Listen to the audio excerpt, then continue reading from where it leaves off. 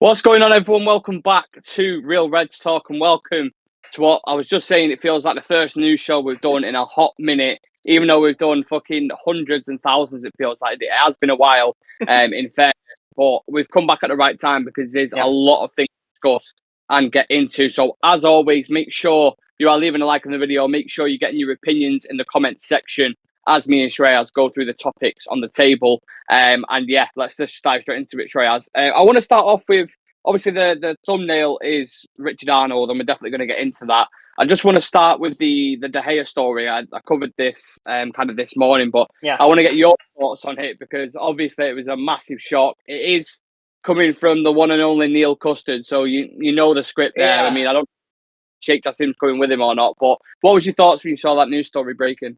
When I first saw it in the morning, I thought, it is from way back, like 7 to 8 months ago, that, United are just going to wait for him to run out his contract and then, sign him again. But when I, saw it again, of course, I felt happy for a minute because I thought that, the hair is going to be coming back. But I just don't know what the plan is going to be.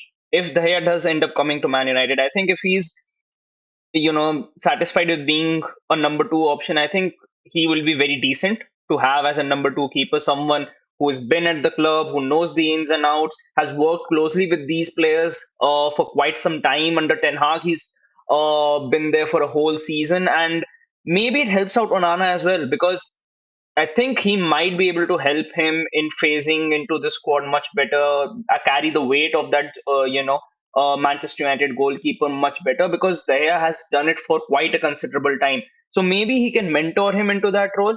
And if I have to see it in another light as well, uh, Onana won't be available during the course of the AFCON.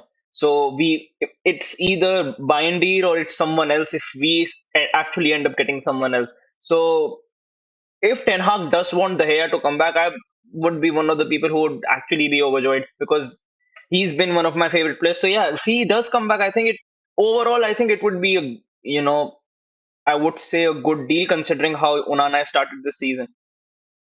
If it If happens, but exactly, I'm very skeptical. I don't yeah, think it will. I think you're already starting to see people come out now. We haven't had, to be fair, we haven't had any kind of big journalists come out and say like a yeah, Romano or Ornstein or anyone like that. We've had, I think MEN News came out of it, but they're very hit and miss. You've had a couple others saying not entirely sure if that's true. I'm sure we get something concrete on it in the next couple of days or so. But yeah, you mentioned Onana there with AFCON. He's going to miss up to 8 games, I 8 think, games, yeah, and depending on how far he goes in the tournament. But then it's just a funny dynamic and parallel in it because if he goes to the AFCON, imagine we brought back De Gea and De Gea started performing really well. And it's like, oh no, he's got his spot now. And it's like, what is going like? Are we living in some, like 4D world or something? Like, what the fuck's going on? It's such a Manchester United thing today. I said it earlier on in the afternoon show that United make U-turns on almost everything that they do. Like, you think about the Super yeah. League transfers, managers. Like, we can't make concrete decisions. The Greenwood thing, we made a U-turn on. We was going to bring him back, and then we didn't. Obviously, that's a different situation. But it's a bit embarrassing, isn't it, from the club? I mean, it just shows the lack of planning that there is for the season as an entirety. Because Mm. before Onana was signed, I think people should have been aware that he would be going to AFCON, he would be representing his nation, and we might need someone who can fill in for us in the space of those 8 to 9 games because I think we cannot take that time lightly. Like 8 games are considerably like 24 points, which can have a massive impact on your season if you are able to win or if you win or lose those. So maybe Ten Hag doesn't think that Bindy can do the job for those 8 games. Maybe he's just brought him in as the last resort. Like if no one is available, then you need to go in for him. But Yeah. if that is the situation, then it means that we need a second choice goalkeeper, not someone who can take the mantle of Onana at least for this season, but someone who can come in and at least give us a good boost for those 8 to 9 games. Because I think it will be very dicey to if Ten Hag doesn't trust this goalkeeper that he's brought in. If he doesn't trust him, then you put him into this team who at the back is still struggling. I would say there is not that much connect. We are still on the course of actually being as defensively sound as we were last season. So Of course, there needs to be a solution that needs to be brought in, but is that going to be IND itself? Like, will we not be going in into the January window and doing something in that space of time, or it's just a mess? Because considerably, there is still, I heard somewhere that Onana might not be going to the AFCON. He might stay at United and not go to the AFCON. So there is still nothing that is concrete. But from United side as well, I think it's actually really, really poor planning. Yeah, for sure, 100%. There's a few people in the chat. Brian saying, "Evening, lads. Hope you're both well. Hope you're good, Brian. Nice to see you in the chat, mate." Grey 100 says, "Sorry, I'm late, lads. Is the news real? Sounds like bullshit to me. Probably the latter. Yeah, To be honest with you." Brian saying, "Genuinely can't see him coming back to United after the way his exit was handled. I just can't see why he would want to come back." And he even put an emoji, didn't he? He's very weird with his cryptic messages there, like on Twitter. After everything happens, he always puts like a picture up or an emoji, and he's like kind of like, "Yeah, I wouldn't believe everything you read." So we'll yeah. see how that kind of situation develops. One But thing is that he still maintain a good connect with the players at United. Like, I've seen him yeah, he's around very with good friends. Bruno, Yeah, Dalo, and a lot of players. I've he was seen him big with in the connect. dressing room as well, when massive Yeah, in the dressing yeah, room yeah, for him. So I mean, and I said before, I won't be opposed to it. It won't be the worst thing. I just think it's embarrassing on United's part. yeah.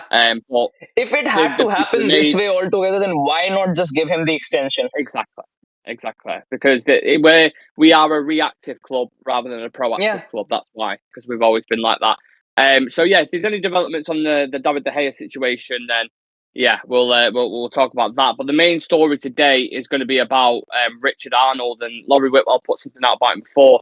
Before we get into that, I just want to kind of discuss the structure, yeah, yeah, the members of the board, etc., and the ownership situation as well. So our friend from the Muppeteers put a couple of tweets out before saying that Sir Jim Ratcliffe 25% stake in Manchester United is a formality. The agreements and structures are in place. It is about ironing out the legal details. Despite Joel Glazer being on the potential football committee, Sir Jim Ratcliffe would ultimately be in control of the sporting decisions at Manchester United. Do you see this deal breaking down anywhere at all with this Ratcliffe thing? Just because the kind of argument that they're pushing now is, well, Sir Jim Ratcliffe wants full control, but we know the Glazers, we know exactly what they're like. There's going to be loopholes. There's going to be certain things yeah. that they want in there. So, do you see him eventually meeting, at a certain point on this deal? I don't think that there is a scope left to actually meet halfway, because I think this has to be one of the most generous offers that has been put in, and the fact that it is actually being considered and being put forward, like there will be a meeting about it, when it happens is still a doubt, but at least I think there is one green signal with Ratcliffe's offer. Um, I don't see it breaking down. I think it's pretty much sorted that Sir Jim Ratcliffe will be continuing, and when it happens, whether it happens after the January transfer window, whether it happens next season, Do you yeah, do you think it will, and do you think we'll make any signings in January? it won't happen before January. No, no, I don't think that it happens before January. I think either it happens before the start of next season, or it happens after the January transfer window. Like, it can actually be that the transfer window shuts and the next week it gets announced. So I just know that the Glazers really love to actually slow things down. They'll want to play the long game, and I've never seen them actually, doing things on time. If they would have been doing things on time, this would have already been sorted before this season actually started. So I do feel that this will drag on. This will still drag on. This will easily drag on for another couple of months or so. And by the time it does get announced, we'll miss out on, the January transfer window, which once Mm, again will pile the pressure on Ten Hag, because he still needs some players. He still needs some backups in that team, in the defense department, in the midfield department. Jadon Sancho is imminent that he's going to be leaving, so you probably would be needing a backup in the attacking department as well, because worst case scenario, we've only got Hoyland as a main striker. So there are still a lot of improvements to be made into this team, and if Ten Hag would have been given the liberty to actually work around with this team the way he wants to, especially in the January window, probably could be seeing a lot of new faces. But there is the biggest if as to what will happen. Will the Glazers be there? Will the Glazers not be there? Because 70% I'm convinced that the Glazers will still be there during this transfer window, and then they'll leave. yeah, I think they could be here for a while. To be honest, I think they'll be here Yeah, for the next few years.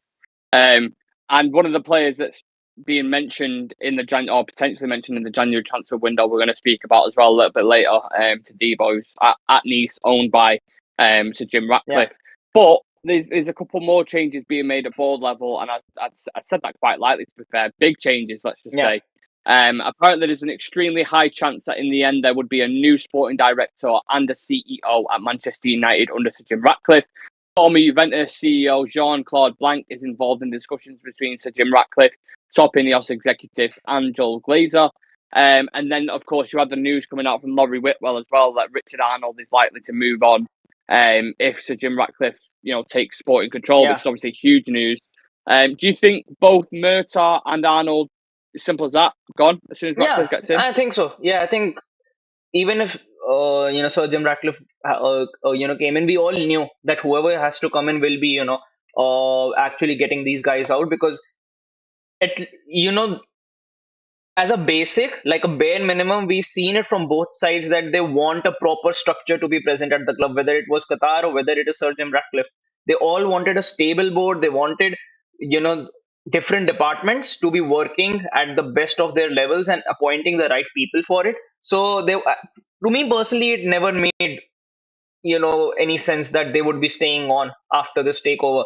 I deep in my heart, I always knew that they'll be moving on, and we've seen that they failed Manchester United on a lot of occasions. So it hasn't really even come as a surprise.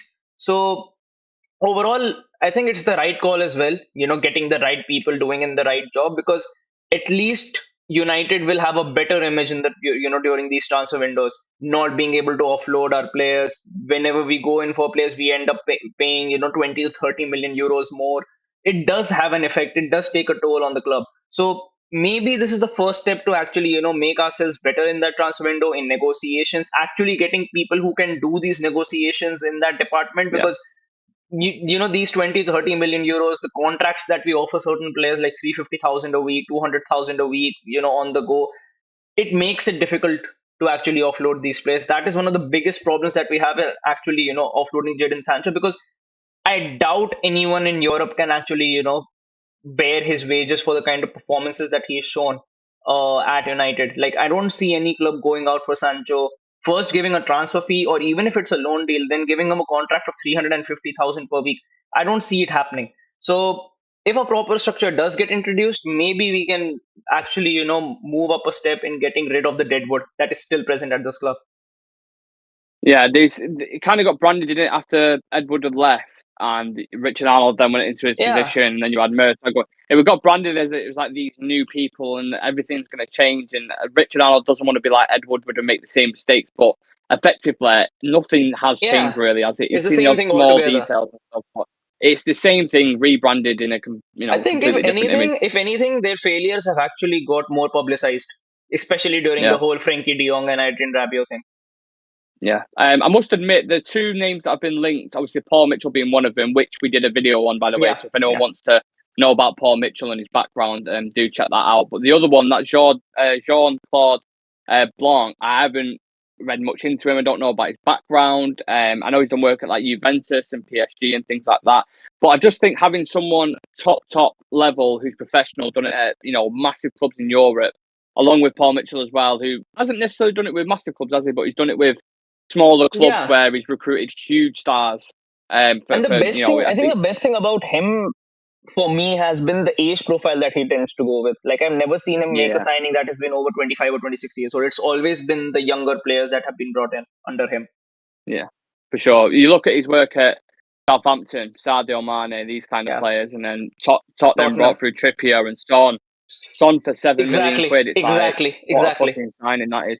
And we need a blend of both, I think, at United. I think you need the huge talents. If you want to go spend big, that you need to sometimes go get a player, do that. Then equally scout the players and bring in them young stars so you can blend. Take the burden of the manager to actually just dive into every single player, saying I want him, and then actually not even being able to get those players. So perhaps it eases off the pressure of Ten Hag. Yeah, it's not like back in the day. Fergie used to control everything, didn't it? Now it's like you have professionals, and same with fucking the medical staff and things like nutritionists. Everyone just stick to their role, the professionals, and let them do it. So the manager's got full focus on the football. So yeah, again, developments on that constantly. Like you said, Trey, I think I agree with you. I don't see it happening really this year. I don't think at all. I mean, maybe you'll see a bit of speed up in the process, but I just think it might. These things take time, don't they? As we know for the past kind of, I think we're coming up to the anniversary when they first announced the strategic alternatives. To be fair, so yeah, we know how long these things can take. Another thing, we're going to just move through these bits of news because there's so much to talk about. Alejandro Garnacho Shreyas had put a post out with Andre Onana using the gorilla emoji. Now, obviously, he didn't mean it in the way that the FA will probably view it. Apparently he's going to get banned or something. He could potentially be banned or suspended for a few games. Onana has come out and put a post up on his Instagram and said that he meant strength and power. I know exactly what he meant. This is stupid. Don't ban him, blah, blah, blah, etc. It is a little bit, I mean, in hindsight, it's a little bit stupid and naive from him. I know he's a young kid and stuff like that, but when you see the post, you kind of look at it, you think, would you not, put two and two together? It's like a little bit naive from him. I don't know. Once again, he's a youngster. He's just coming through the ranks. There's going to be that side of him that will still be there. So, and I think we had a similar thing. I think it was when we signed Cavani. He scored, something happened, and Cavani got a ban for a couple games as well. Celebration, is it? Yeah, with the arrow. There was something. There was something, and he got banned. So, was this something about the French Revolution? Maybe there was something. It was something that was, according to me, blown out of context a lot. But I think if Onana has come out and said, which he has, that just leave it. Then I don't think that you need to actually go that deep into it, because what are you going deep into it for? If the player for whom he actually posted out for said that he didn't mean it, he meant it in a way of strength, and he meant that. So personally, I don't think that he should get banned. But with the FA, you never know what they want to do, how they want to do, and especially with the way things are going with United, I wouldn't be surprised if Garnacho gets a ban for like 2 to 3 games. That's very true. It's very true the way it's got. Like the FA might just like, I don't care if you didn't mean it that way or whatever. It's sensitive on social media. We need to ban you, otherwise other people may do it and get away or whatever. Like they'll probably be strict about it. So I hope they don't, because obviously we know he meant it in good jest. We know what he meant by it, and even the keeper's come out and he knows what he means by it. So we don't need him getting. That's the last player we need fucking getting banned, because the way Marcus Rashford's playing at the moment, I mean, Garnacho should be starting. I think last game I was so surprised that Rashford stayed on. I think the most erratic call that I saw from Ten Hag against Copenhagen was Rashford didn't get taken off and Antony was brought off. And for the first time, I would say that I would actually seeing Antony do things right. I thought he was okay. I think if I had to compare him to Rashford, I think Antony had a much greater impact on that game. He was making the right passes. Actually could have gotten in an assist as well, but Rashford's touch, I think it was a counter-attack on which he made a heavy touch and just blew the ball out of the ground. Similar to Garnacho as well. I think right now with our wingers, especially from the left-hand side as well, there is a lot of silly mistakes happening. Like you wouldn't expect these sort of mistakes being made at this level. You would probably expect this, between mid-table teams in the Premier League, probably you would expect that. But at the, in the biggest stage of them all, when this pressure is on you, these are the sort of chances that if you don't convert, it will cost you. And throughout the course of last season and even before it, it's always been the case that our most productive side has been the left-hand side. And now that, the left-hand side isn't working either, and the right-hand side is just average. It's not doing as great. It's not doing as bad at the moment. But because there is not as much productivity, it's costing a lot. And that's why Højlund is suffering in this team right now. Yeah, there's so many question marks, isn't there? Kind of heading into this season and currently at this moment in time. And there's a lot of question marks going around. Not fringe players, kind of secondary players, some first team players, because there's certain contracts running out. You've got Victor Lindelof, Aaron Wan-Bissaka, Martial, Hannibal Mabry are all out of contract at United in June, and United have an option to extend all of those contracts by a further year. Which ones are you extending? I personally don't have a clue because I think Martial won't be extended. Personally, I think he'll just run down his contract and leave. I don't see him being in Ten Hag's plans either. I think at the moment I would play him on the flank, but it's not a sustainable thing with Martial. Even if he plays decent for like a run of 3 to 4 games, He'll just get injured and then he'll be out for like 3 to 4 weeks. So it's not a sustainable plan to build on. So I don't think Martial would be extended. Hannibal maybe might get an extension because I during think the so. occasions that he's been brought on, he's been all right for us. So I think Yeah, Hannibal might get an extension, but except that, right now, with the situation that we are in, the whole takeover happening, might be seeing a lot of odd calls being made, which probably would not have been we've been expecting under this ownership, but maybe it gets much more stricter, gets much more ruthless because if Ten Hag is given a free hand into the squad, I see a lot of players being picked out and just thrown away from this team. So yeah. Especially if sporting control changes as exactly, well. Like, exactly, yeah, yeah. exactly. And I just don't know how they want to go about this contracts because the biggest problem with us is that even if these players go, first off, they're running down their contracts, so you won't be receiving any sort of fee for them. Yes, they are wages of the book, but you will still Yeah, need to bring in replacements for these players who can feature in exactly. this team, and that's the biggest issue that we have because I've never seen United go into the window and buy players for squad depth. I've never seen them doing Yeah, that. I've always seen them going out, getting upgrades in the starting 11 as well. yeah. Then those upgrades don't work. Try, yeah. Yeah, Try yeah. and get an upgrade, and then they end up Exactly. going to the bench. That's what Yeah, happens. exactly. Yeah, That's how we fill up our bench. If you actually look at our bench, it is filled with those sort of players. So it is going to be a very rough time for us. And if it is not with the right people in the right positions, it can get even worse. So yeah. I just With hope for the. with Yeah, yeah, Victor, go ahead.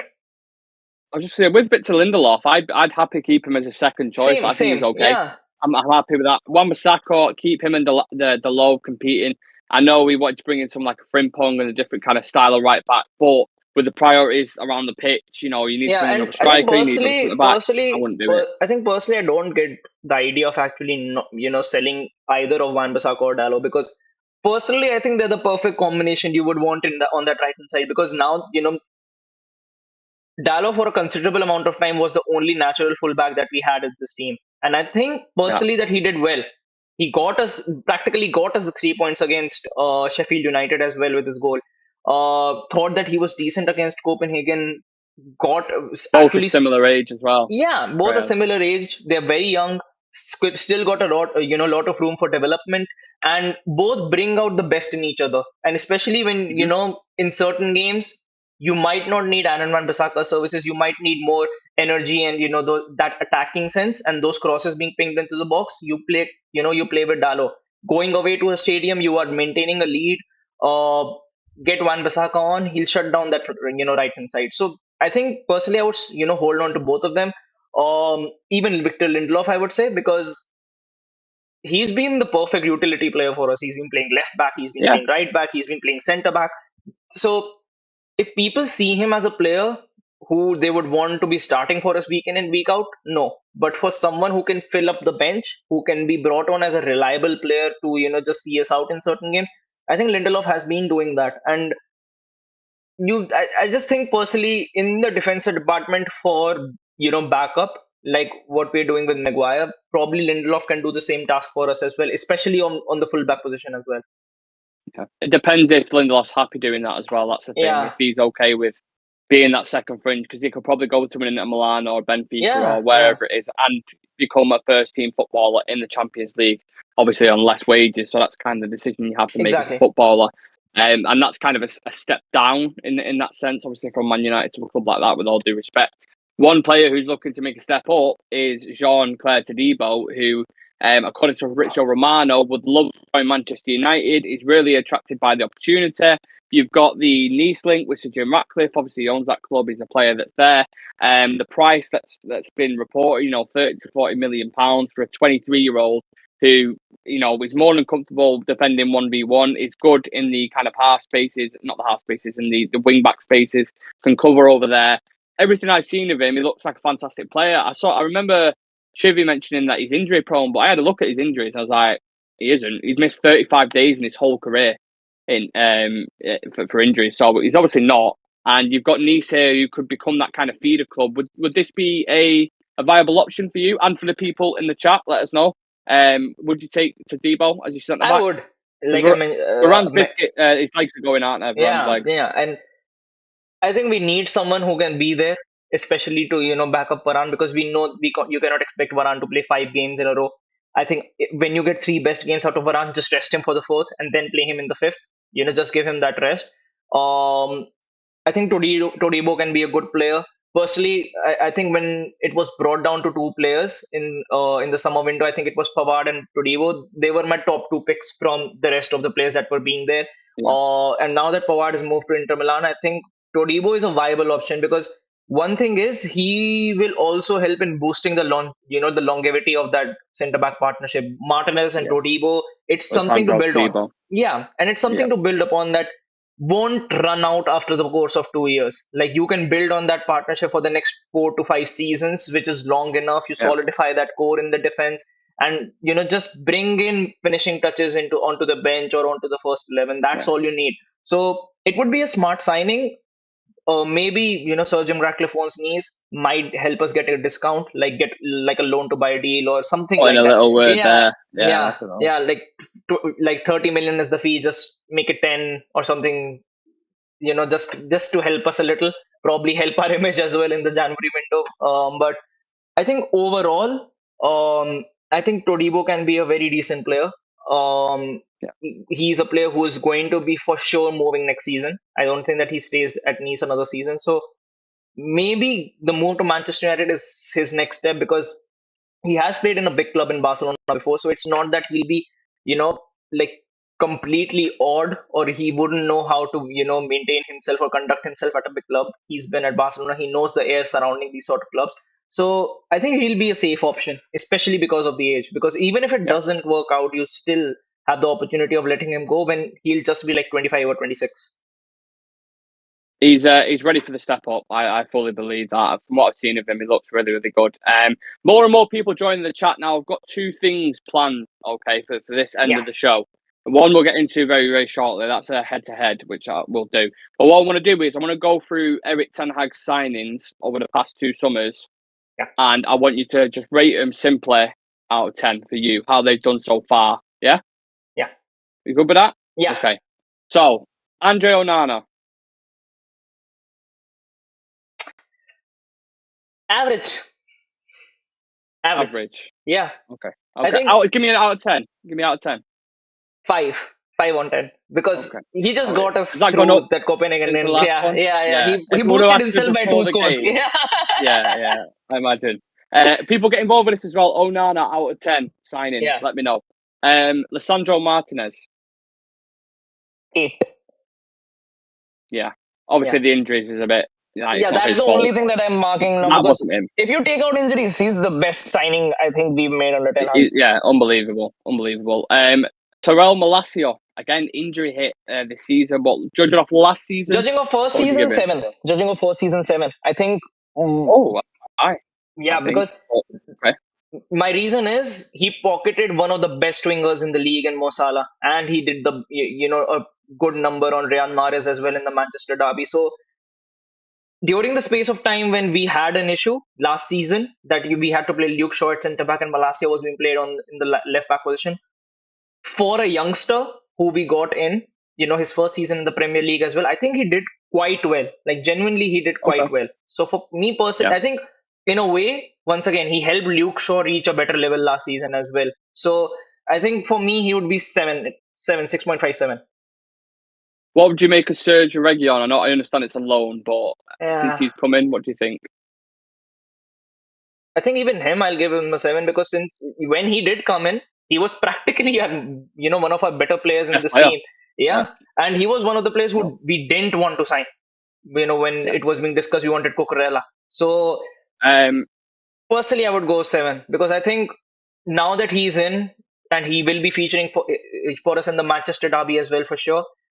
I think he's done all right. Like, he's genuinely done all right in a time when we needed someone to come in and at least do something. Like, he's not been someone who has been just filling the cracks. Someone who's just there. He's been making his impact on that left hand side, and probably by the time Malacia and by the time Luke Shaw come back as well, which I think would be during the course of the next month, he can solidify his position in the team as well, and it can be a good backup to have. Yeah, well, Shahsam saying Malacia 6. Reguilon 6. Daniel Hutchinson saying 1.4 billion to do Richard job getting director of football.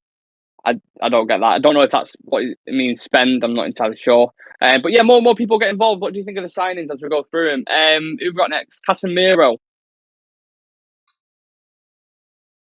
Hard Casemiro, in it because he was unbelievable. Probably our best player last season, and then this season it is.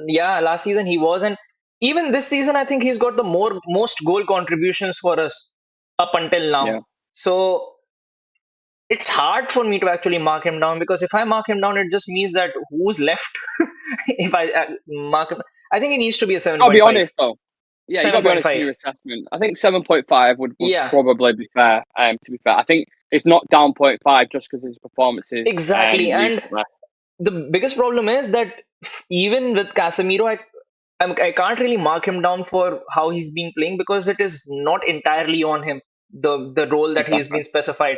Yeah, It's a very there's difficult context task in to there. do. Yeah, and I've even seen Amrabat struggling in this role as well. Like, but Yeah. it's not that Casemiro cannot do this job. It's going to be hectic for any CDM to be that Yeah. lone line player with no backing, with amples of space actually being left behind. So it's going to be a very rough time, but for the way that he's been performing, like last season, helped us get the Carabao Cup trophy, was arguably one of the best CDMs in the league. And even this season, when he's not been doing that well, he's gotten the most goal contributions for us. So it speaks a lot as to how he, when this team is able to solidify a lot more, especially make that defensive line and midfield line quite compact, maybe we see a much better version of Casemiro. Yeah. What about Amrabat then? Whilst you were discussing him there, obviously only a small sample size, isn't there? But from what you've seen, pretty average. I don't think Yeah, it's been amazing. I thought the first game when he played, I thought, yeah, against the switch Palace, to when the he played in play left and back, he looked like, I was like, switching up the okay. play a lot more. But then he's just like the past couple of games. I thought he's been okay. That's it. I won't Yeah, go he's anymore. I not won't go been any bad. lower. He's not been bad, but he got taken off during the Copenhagen game as well during halftime for Ericsson. For me, he's been Yeah. six. He's not been bad. He's not been Okay. absolutely amazing as well, but he's been okay. Like, Yeah. maybe you need to expect it from a player who's just signed in on the last day and came in during injury. Maybe he's carrying a knock. You never know. Okay. Mason Mount. I think again six. Once again, he came in, got injured. But I think since he's come in, he's arguably been one of our better players in the team. I want him to succeed at the club, and I think that when this season ends, he'll be a very, very important player in this lineup. I agree. And personally, I want him to start the Manchester derby, because if I have to go by the way Rashford has been playing, I really wouldn't start him. Personally, I wouldn't start him in the derby, because up against a defensive line of Man City where you expect a certain amount of quality to be there. If Rashford takes that game as casually as he's been taking those games Mm, up until now, he won't be getting even a sniff during that game. So maybe you try and dispose of Mason Mount on the flanks. Probably mhm. helps Yeah. Hoyland in his game a lot as well, because I think personally Mount offers a lot in the field when he's there. Like, the energy that he brings, he makes a lot of ball recoveries.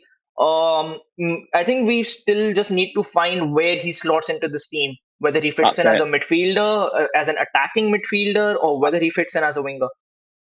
I think Eric Ten Hag had a plan in his head, didn't he, with Casemiro, Bruno, and Mount, and that just Yeah, hasn't worked so far. It hasn't worked at all. And now it's a case of, well, do you drop your captain, who you just named captain, and play Mount there, or do you put him out onto the wing, who you signed an £85 million winger there? So then people are going to exactly. ask him questions. So it's a bit of a head fuck. I think this season it's been very, very difficult for him, managing different things on the pitch and off the pitch, of course, but just playing certain players in a position and having that consistency in the team has been almost impossible for him at the moment. But I would agree. I really like Mount, and I think he will be a successful player here.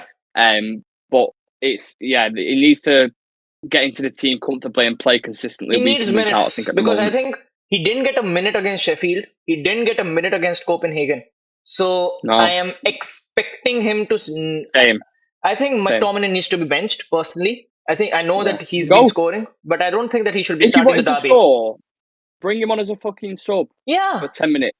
If you need a goal, bring him on as a sub for 10 minutes. Don't exactly play my him for full point. 90 minutes. Because I think McTominay, he was being used as that 10, which Bruno actually plays at times, even against Sheffield, even against Copenhagen.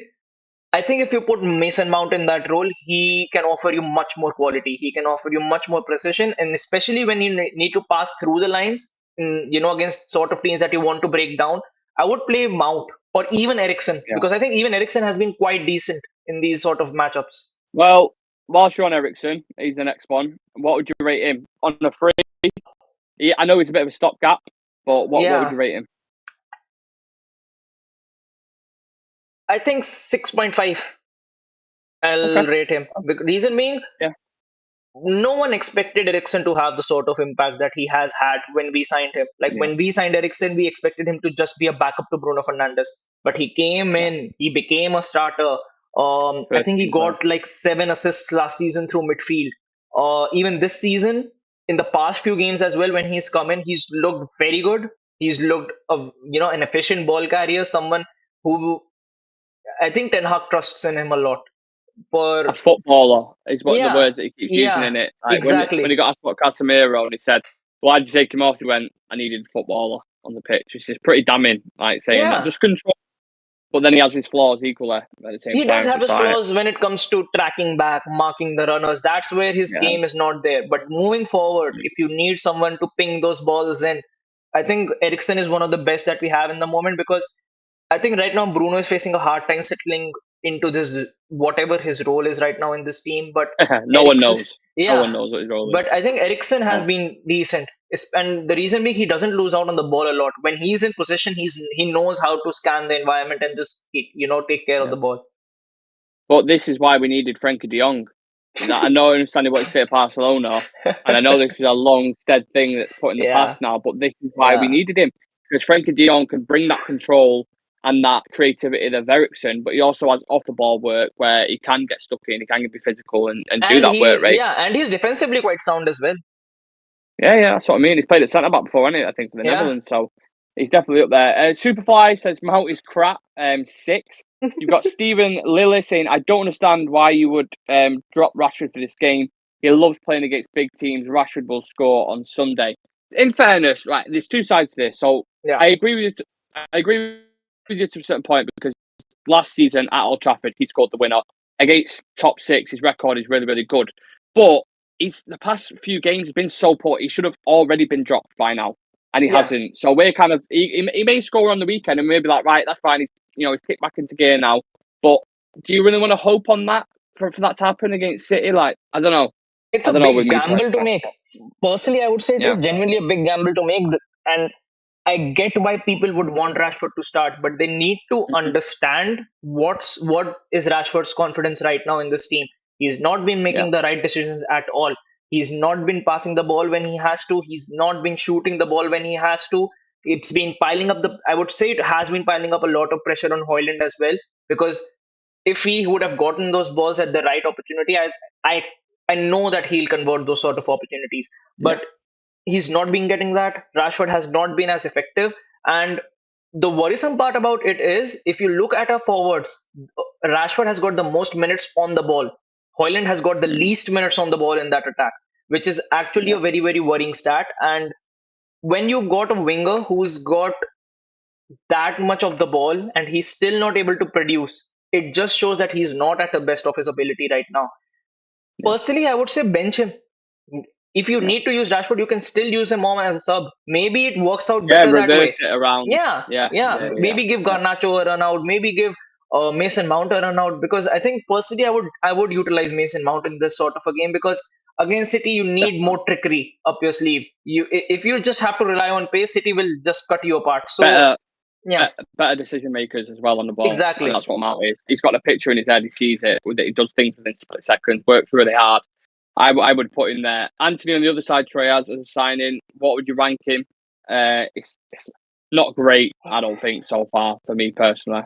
I think Anthony's been below average, and the reason I'm saying it is he's been so frustrating. Like, you can see he hmm has the pace, you can see he has the skill set, but what he Yeah, does at the last opportunity when he moves into the final third is shocking at times.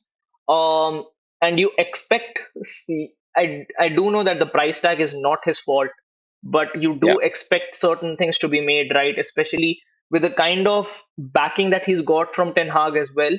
that we know that Ten Hag relies on Anthony. Like Anthony is one of his go-to persons in this lineup, and we, in all fairness, he's been all right in the last game. He played quite well, I would say, in the last game. If I have to compare it with the You performances want that more he's, than all right though in it for 85 mil, like you said, with the price yeah, tag. Like exactly you my want point. That's game the changers. point. Is yeah, and Yeah. I'm not saying that I expect him to like get in and score 20 goals a season from that right wing Yeah. position, but I do expect him. You don't need just To get goals and one. assists. He's not got one goal or assist this season. Yeah, Expect he him to get hasn't. fucking one. And I would say even if you're not getting those goals and assists, at least contribute something when you're moving forward. But it's not even Yeah. been in that aspect. The only thing he's been getting right is his work rate off the ball. And for 85 million, you expect a lot more than that. Yeah, for sure. We've got Jarvis Cocker in the chat. What a name that is. Fantastic name. Saying, evening all, good evening to you, sir. Hopefully you are subscribed to the channel. If you aren't, please do. For me, he's been smash a like on the video. Yeah. Yeah, 4 did you say? Yeah. Yeah, I agree. Shard Sam saying Anthony 5. Yeah, I think it could turn out to be a flop if he continues on this I trajectory. really want him to succeed. I want him to work out. But I just don't see it happening at this moment. Maybe he turns it all around. Maybe he's able to get things right, which I think he does have it in his locker to get things right. But how is he able to do it is something that is a big question, because I think the game against City will be I think it will be a big sign, because because I think he'll be played. I think Anthony will definitely be played in the Manchester derby. And I think if he plays, he needs to show something now, because I think it's been well over a season that he's come in. He's had enough time to reintegrate into this team. I think now is the time that you can expect certain stuff of him. He has to be contributing a lot more. And now that we've got a very young striker, a developmental striker who's right now very high on confidence, you need to be seeing those sort of link ups a lot more in that front three. Yeah, absolutely. And then we've got Rasmus Højlund. What have you made of him so far? Out of 10. Best young striker in the league. No, he's been in. It's early days. Yeah, I know. Small sample size. Yeah. And no, I'm not saying that to what you just said then. I'm just saying in general. But he looked promising, doesn't he? It does look like a bit of a gem. And not to get ahead of ourselves, but I would actually say, a very creative striker as well, because during the game against Copenhagen, I remember he made just it was quite instinctive as well, a 2-second backflip to McTominay. McTominay wasn't able to cover the distance on time, but he's someone who knows how to read the environment around him. And at such a young age, the kind of ability that he has, it's quite scary.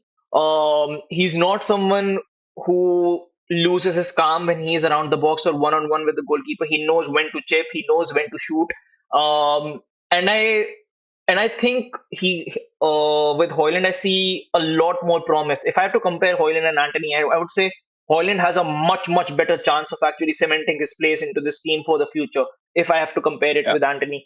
Personally, I would give Højlund a 7. Like, he has to be a 7. He's come in, he's scored 3 goals during the course of the Champions League as well, in a United side that hasn't produced any chance whatsoever for him. Like, there's been no service. He's been in a graveyard shift, and he's still been one of our much better players in this team, even when he's had the least amount of minutes on the ball in this front three.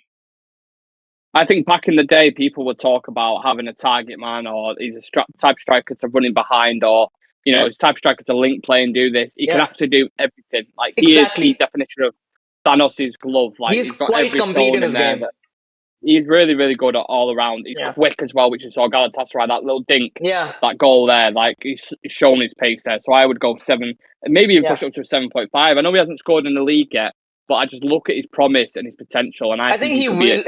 He needs to get opportunities to score in the league. That's what I said in the video the other day. I said, if he was in, as much as it kills me to say it, if he was in, let's say, Arsenal team, and he had Saka, Martinelli, and Ødegaard behind him, who, their output's unbelievable, he'd be bagging goals instead of Nketiah or Jesus. I think for any top 16, because he hasn't come into a team that's settled necessarily, it's hard for him. And he's a young kid. He's still, still trying to find his feet technically. So you have to give praise to him. I think even if he played for a Tottenham side right now, I think he'd be scoring goals week in and week out. Maddison and Son and 100%, 100%. We've got Jarvis saying, "What is Ten Hag's instructions for Højlund? How does the manager expect him to score goals when he sets up the team who doesn't give Højlund anything to work with? Feel bad for Rasmus. He deserves better." Yeah, I agree, Jarvis. I agree. He needs better service, but I don't think that's necessarily instructions from the manager. I think you see the wingers get into good positions, and the decision making is just shocking. Either be selfish and shoot, or don't play the right. Like, for example, in the last game, Copenhagen where Rashford plays it to Højlund, but it's behind him? I think it was against. I think it was against Sheffield, and he played the ball. Sheffield? I think it was Sheffield. The goalkeeper made a mistake. We won the ball back, and then maybe it was Copenhagen. But I do remember this scenario that the goalkeeper gave the ball away. Rashford won it, and rather than just sprinting and going for goal, he puts it behind for Højlund, who's occupied by two centre backs at that point of time. So it's just poor decision making, and very, very poor decision making coming from the person who is supposed to be the leader of this attacking line. Like when you see Marcus Rashford in this attacking line, you expect him to be someone who carries the weight of this attacking lineup. But right now it's Højlund who's carrying that weight, which is quite shocking to see from such a young player who's come in first season in. And then you've got, a Marcus Rashford on the left hand side who got 41 goal contributions last season, was supposedly, one of the best wingers in the league last season, I would say as well. So you would expect a lot more from Rashford. And I think when he does get his game right, maybe that combination starts to work a lot more. Yeah. Well, you look at someone like even fucking Pedro Neto at Wolves. He's got like 6 assists this season. Yeah. And that was a guy who's brought in there. I don't know how much Wolves paid for him, but I think, let me just double check this here. Yeah. They paid £15 million for Neto. And I know he's had injury issues and things like that, but when he's on it, he is on it. And that's what we expect the level from Anthony. Provide your striker, man. You spend that much money, it's all good having a certain shape off the ball and working hard, but we could just bring Dan James back for that if we want that. Exactly, you need the quality. Yeah, you need the quality with it as well. So there's the rankings. Let us know what you think about them, if you agree with them or not, if you're watching this live or later. The last thing I want to do with you, Shreyas, because I appreciate it's getting late over there in India. Head-to-head, quick fire, current versus old in their prime, okay? Current versus old. Yeah. So obviously there's certain players that you haven't, because obviously he was born in 2000, correct? Or 2003, is it? Yeah.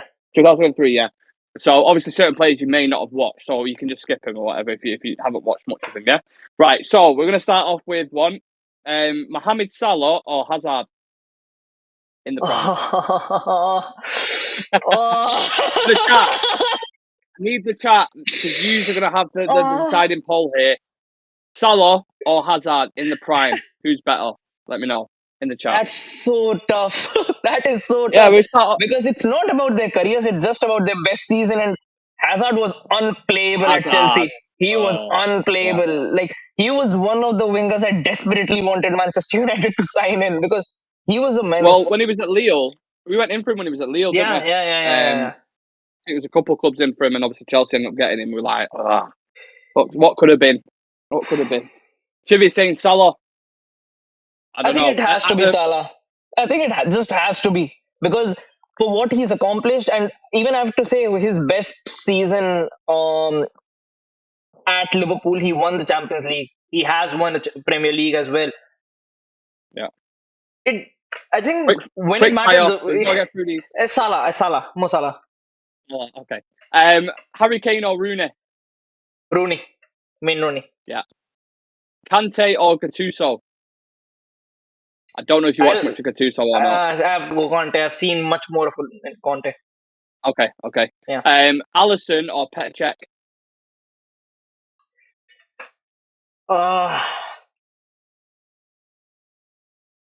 Petr Cech. Okay. Kyle Walker or Maicon?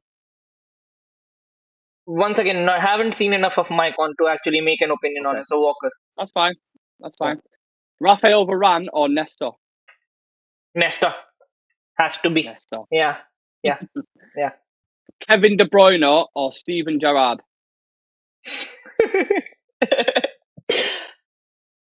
In Be his honest. best in his best season, De Bruyne won the treble. So Kevin De Bruyne. Okay. I think over the You ready course, for it?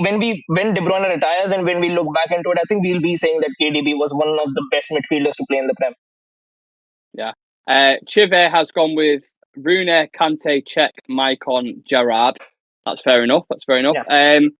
You ready for this one? Luis Suarez in his prime or Zlatan Ibrahimovic in his prime? I would say Luis Suarez. I agree. If Sam was here now, you can guarantee he'd be calling him a racist, fighting cunt, and he'd be he was within his right. he Yeah. was But like as a very player, good. Yeah, very good, unbelievable. very good. Unbelievable. At Yeah. Liverpool, at wherever he's gone, he's done it. At Liverpool, at Barcelona, he's done it wherever he has gone. So it has to be Suarez. Yeah. And then the last one, Pirlo or Paul Scholes? Paul Scholes. You're not just saying that because it's United fan, are you? No bias, but I would say Paul Scholes. Okay. I have seen bits of Pirlo as well. I've seen bits from Paul Scholes as well. But on the other hand, I've also seen players actually coming out and having a say about Paul Scholes and Pirlo as well. And I've heard Zidane saying that he was arguably one of the best midfielders that he has ever seen play. Yeah. I think it was against Barcelona as well that Xavi said that our entire training plan was based on the seeing clips of Paul Scholes, because I think from what I've heard as well that he made United team of the old actually click. So for me, it has to be Paul Scholes. Do you know one story I loved about Pirlo though? So Vibe with Fire, Rio's channel had Boateng, Kevin Prince Boateng, Yeah. player. They had him on the channel recently. And Chivy's saying no comment on Scholes and Pirlo. But they had Boateng on the channel recently, and he said Boateng went from, I think it was Germany or England, to Italy and was playing alongside Pirlo. And in training and stuff, they'd always be shouting, obviously back in England, they'd be like, give me the ball, do this, da, da, da. And Pirlo, he said he just looked at him one game and he went, bro, you don't need to shout. I can see where you are. I know exactly where you're going to be. So just quiet it down a little. Don't worry. Because his vision in his head, Pirlo, he just knew where everything was. Unbelievable player. But ridiculous footballer as well. In that sense. So, yeah, that's going to make a fun clip. Appreciate that. Yeah. Make sure you leave a like on the video for us, guys. Something a little bit different towards the end there. We are going to bring news shows back more frequently because they've gone for whatever reason. We just haven't done them as much of late. So we'll stay on it with that, plus the pre-recorded content as well. We'll have the preview for the Manchester derby tomorrow. We'll be live for the pre-match build-up on Sunday as well, and obviously have the review of the game. And then on Saturday, there'll be something pre-recorded, whatever relevant and going on with United at the time. So appreciate Shreyas coming on at this late time because I believe it's like 12, 1 o'clock. Yeah, on the thing. Yeah, it is 12. Yeah. So, yeah, happy to be here. I'll let you go. Yeah, no worries. Thank you to everyone in the chat. Appreciate you getting involved with the interactive stuff. We'll see you tomorrow. I think the press conference is tomorrow as well. So press conference reaction and the Manchester derby preview. Do not miss it. See you there. Turn on the notification bell. We'll see you in the next one.